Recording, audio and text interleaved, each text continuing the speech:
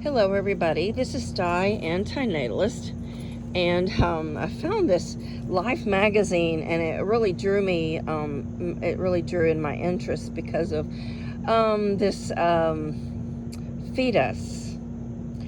This is a 18-week-old fetus, and I'm going to go over just some of the things that I read in this article, and some were very interesting and gave me some answers that I had often questioned about embryos and fetuses in utero, and whether they suffered and how they suffered. And I'm going to go into a little discussion about that. It's a short video, but the title of the article is Drama of Life Before Birth. Now, nothing could be as dramatic for the baby as its life after birth.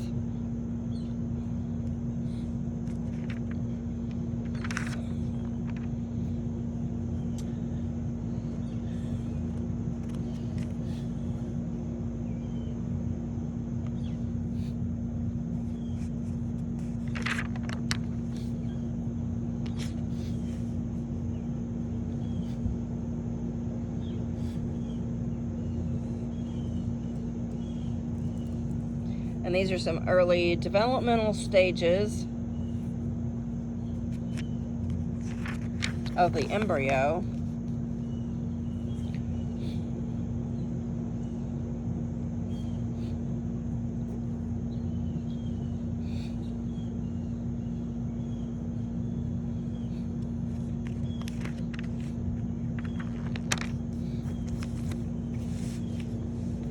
And this is a change from embryo to fetus.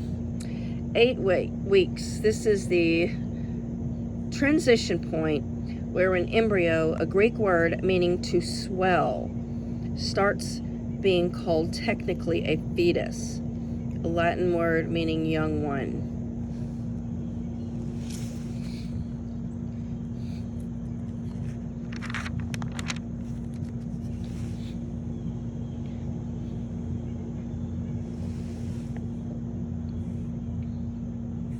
And here we are at 11 weeks,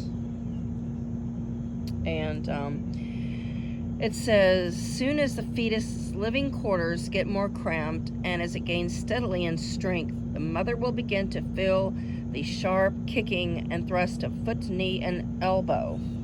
So the reason why the mother feels that is because the baby is uncomfortable.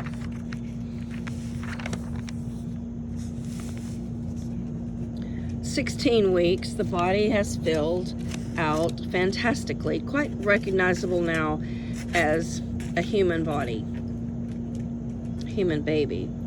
It has begun to crowd its living quarters. So that must be quite uncomfortable, actually. Almost claustrophobic.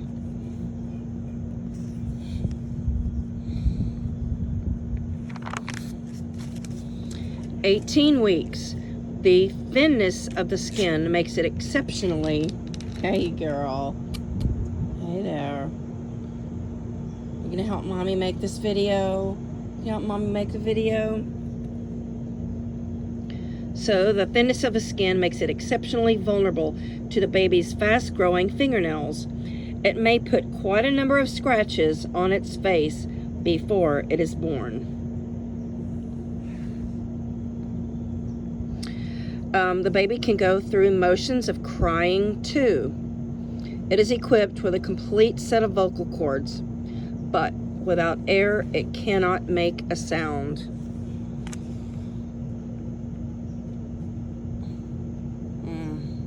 You know, it almost looks like an old man in utero, doesn't it? I mean, to me, it looks almost uncomfortable in that photo.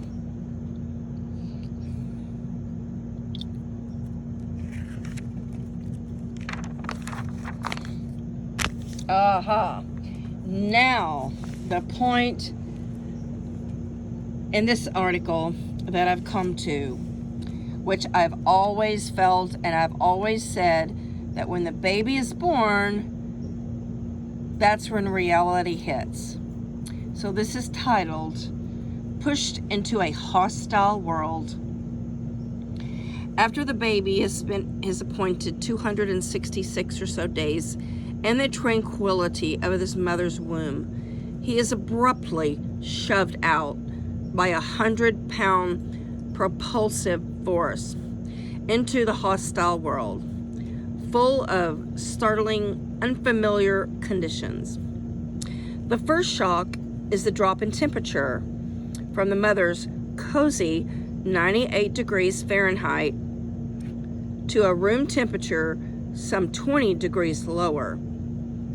His eyes, which have been open to nothing but darkness, are suddenly assailed by light. He moves from a wet world to a dry one. A good loud cry helps this by forcing the breath out faster. Now, being spanked is not very comfortable either. And so the nurse or doctor usually administers a sharp spank. No tears accompany the crying because the tear ducts will not be working for a few weeks yet. The baby's ears are still plugged with mucus. His nose is still dripping with the salty fluid of the amnion, and his skin, even if he is a Negro baby, is at this point quite light in color, which I didn't know. The most dramatic adjustment of all must be made by the heart and circulatory apparatus. Heretofore, the umbilical cord brought in fresh blood and carried away the used blood with its waste matter to be handled by the mother. Now the baby must himself begin to separate the fresh blood from the used. Oh, I love the cars back in the 60s.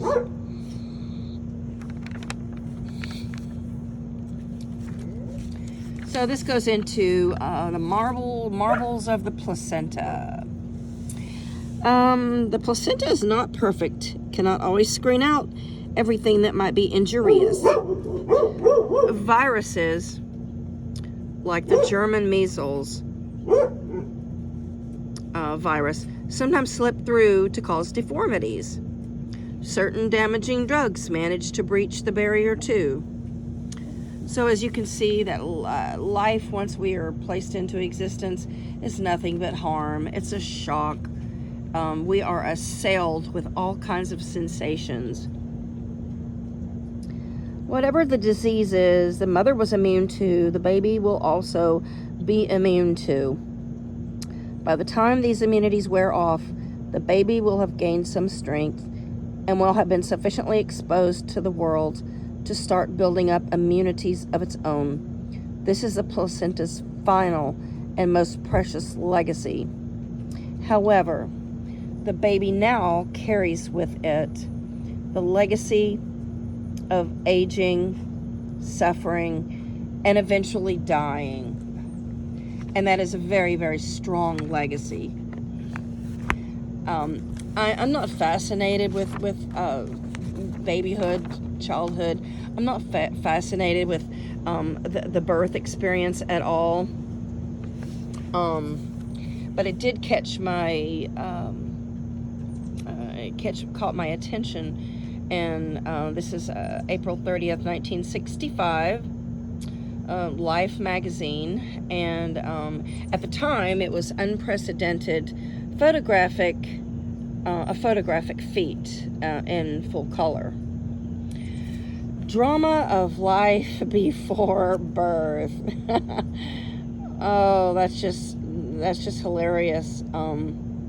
It's the drama of life after birth, which is the penalty of life for all of us. So thank you for watching. I just want to turn the page here. I found this hilarious. Never even seen a car like this. It's a Marlin by Rambler, and it says, "This is the big, bold, brand new car for swingers." Oh my. It's incredible. Look at these typewriters.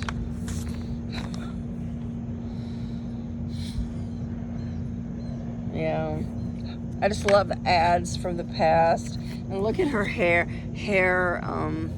dryer.